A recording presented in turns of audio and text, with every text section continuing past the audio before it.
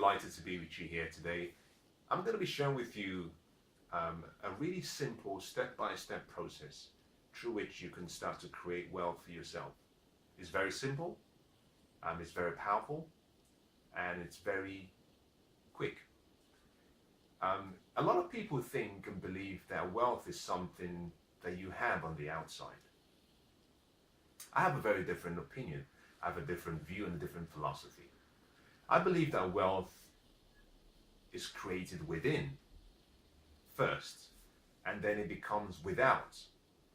And if you start by trying to acquire wealth without, then you would always be limited to what you can get.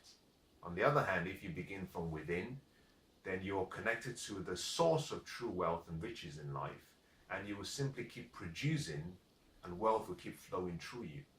And that's part of the reason why science will say for every action, there's an equal or opposite reaction. Flip that on the side, move away from science, and if you come into general living and life, whether theology, whether philosophy, some people say that there's a time to sow and there's a time to reap. That if you sow, you will reap. And what you reap is always based on what you've sown. What they're trying to explain with that concept is that there's a difference between a cause and an effect. Wealth has to be understood as a cause-effect relationship. You've got to understand this. It's so simple, but also it's quite profound. Wealth can only be achieved if you understand the cause-effect relationship. If you start with the cause, but do not study the effects, then you're left. It's like having a coin with one side is incomplete. Similarly, if you study the effect without the cause, is incomplete. If you want to become wealthy, you have to understand that wealth begins from within. It starts from inside, and then it becomes without, which is something you can now see, becomes tangible. But it must begin within. Now, to start creating wealth, you have to start by understanding that everything you have in your life, everything you've acquired, is a product of your mind. You have to understand that your mind is what we call the creation channel or the creation platform for everything you desire in life. And you have to train your mind for wealth. You have to condition your mind for wealth. You have to develop and continue to use your mind to create wealth. Now, the first thing you have to do if you want to become wealthy is decide what you want. It sounds very simple. It sounds, as a matter of fact, too simple to be true. Decide what you want and write it down. Now, most people can say, I know what I want. And if I were to ask you right now, what do you want? Financially, what do you want? And I've found from experience that, if I've asked 1,000 people this question, that probably only about maybe 3% or less can have told me exactly what they want. Most people I ask, what do you want? They say, well, I want a lot of money. You see, if you understand the mind, and if you understand yourself, then you will understand that statement, I want a lot of money, means nothing. And I'll explain why. We live in 3 levels or 3 planes of understanding. I call that a trinity. We're a spirit, we live in a body, we have a soul. Some people call it an intellect. It doesn't matter what you choose to call it, but we live in 3 levels. We're what we call a trinity, 3 in 1. At the highest level is the spirit. Next, you have what we call the intellect, the soul, and then the body. So wealth starts from the top level and it flows down to the material level. The material level being the physical level. The reason I'm explaining this is simply because if you understand the spiritual level, then you will recognize that, like a tree, let me use the concept of a tree. I believe that we're all branches of the same tree. We're like branches of a tree. Now, if you were to go to a tree and you look at a branch, what you find very quickly is that the same nutrients that feed the entire tree also feed each branch. So we're connected to the same source. Now the tree has its roots deeply planted in the soil, deep within the soil, and it draws all the nutrients from the soil. I call that soil infinite intelligence, supreme intelligence. You could actually call it God. If you don't believe in anything, you could simply say the source. You could also call it any other name. You might say it's Buddha, if that's your choice. You might say it's, Lao Tzu. You might also say it's Allah. You can call it whatever you want to call it. You could also choose to say nothing exists. That's fine. Remember this, that is not what you call something that defines it. As a matter of fact, in many cases, if you define something, then you limit it. And that's the reason why, if you go to theology, and if you study the Islam, but also if you study Christianity, one of the things you find out very well is in the various books, wherever they have tried to describe or define God, they usually say God is. As a matter of fact, in both books, the Quran and the Bible, there are references where either a prophet has been asked a question and he says, well, if I go to the people, who do I say sent me? And according to the scholars and according to the writers of those books, it says that God said, you tell them I am, which is a way of saying God is. Now, if you move away from theology and you move into science, and you go to the scientist and you say, well, what is science? What is all this energy? What is energy in itself? One of the things they say to you is, well, energy is, because energy, the more you break it down, the more you realize that, it goes from, a body to, to energy, to mass, to matter. It's all connected and it's just one. And so they cannot define it. So what you call something, limit it. Now, I've used some words and I've used some names, but that's just to get my point across.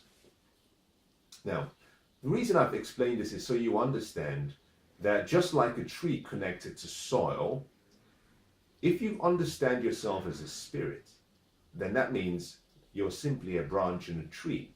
And all of the nutrients is connected to you, which means that you are connected to infinite source and infinite intelligence.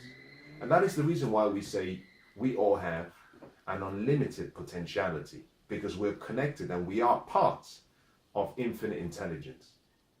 Now, connecting to the soil means you have connection to the source of everything in life, all wealth in life. Now, that wealth has to come from the spiritual down to the mental level by how you think. If you think of good thoughts and you think of good ideas and you think of problems to solve, then those thoughts will start to form in your mind into a vision. Now, you now have what we call the raw material or the ingredients for creating wealth. Now, wealth is really created, first of all, by how you think. You have to think it. Next, you have to see it in your mind. Next, you have to emotionalize it. By emotionalize it, I'll take you a step backwards.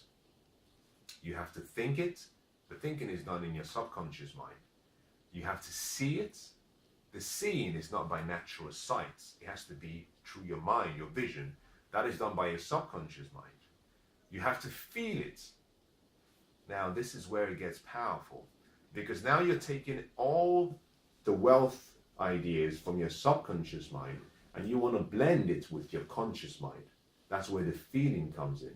You see, to achieve wealth, to achieve anything you want in life, to achieve success, to achieve good health, happiness, you must start in your subconscious mind.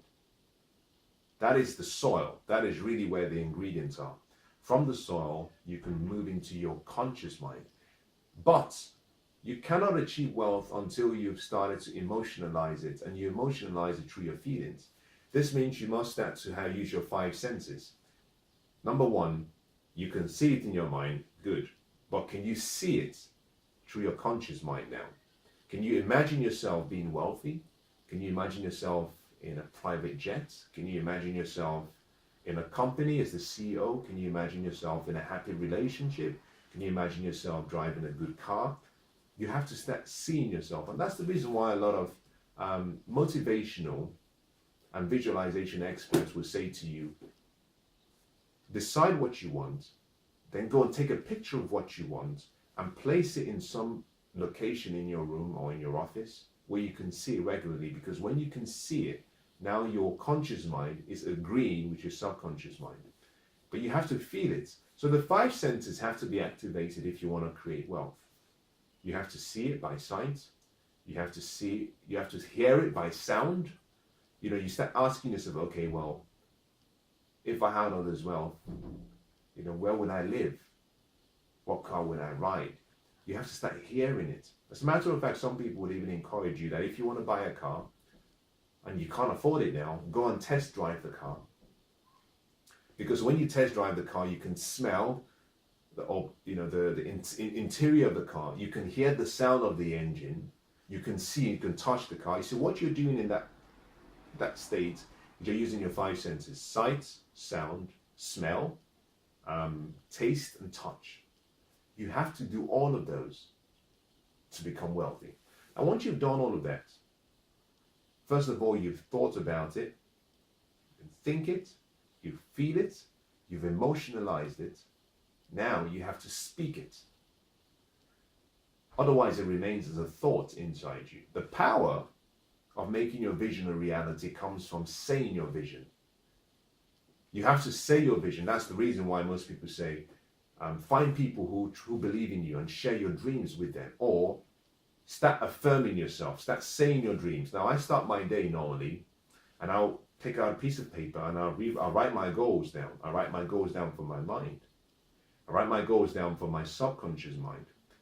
Everything I want to achieve, my major goals. Once I've written it down, now I speak. I just take a few minutes and I start saying all those goals. I say it aloud. Now it's doing the same thing, but the difference is that a thought remains as a thought inside you, and it will help you become who you should be. But a word is exactly the same as a thought spoken.